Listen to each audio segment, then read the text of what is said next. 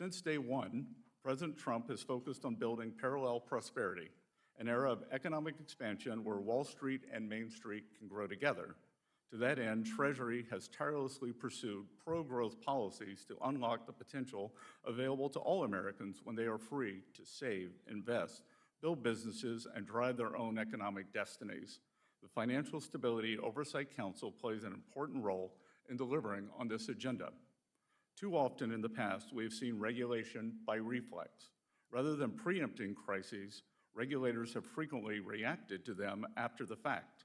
They have played the role of a hazmat cleanup team instead of preventing dangerous spillovers in the first place.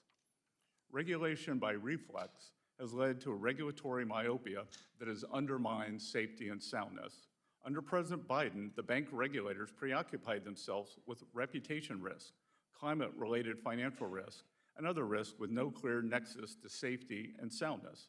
At the same time, they centered supervision on management and other governance matters that distracted examiners and banks' risk managers from the real risk to safety and soundness.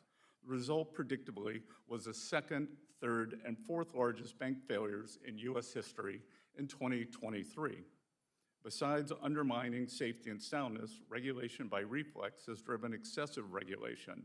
That can lead to economic stagnation, and economic stagnation is itself a grave threat to financial stability.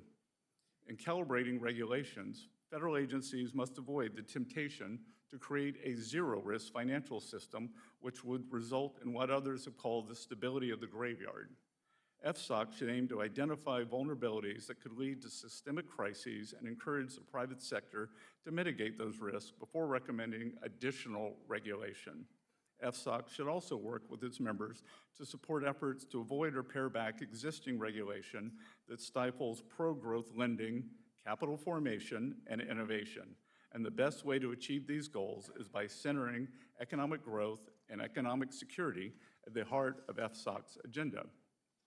Promoting economic growth and economic security is essential to ensuring financial stability. Economic growth strengthens household, business, and financial institution balance sheets, creating capital buffers that reduce the risk of defaults and financial stress. And economic security reinforces domestic production capacity, raising living standards while reducing vulnerability to external shocks and supply chain disruptions. FSOC's annual report prioritizes economic growth and economic security accordingly, with a specific focus on 4 policy areas: Treasury markets, cybersecurity, regulatory modernization, and AI. First, the Council is ensuring that the U.S. Treasury market remains the deepest and most liquid in the world. The Council is supporting efforts by member agencies to strengthen this market against future shocks, including through the Interagency Working Group on Treasury Market Surveillance and the Market Resilience Working Group. Ongoing monitoring and targeted reforms by individual agencies remain essential to financial stability. Second, the Council is taking action to protect our financial system from increasingly sophisticated cyber attacks. Nation-state actors and criminal groups continue to target our financial institutions and infrastructure.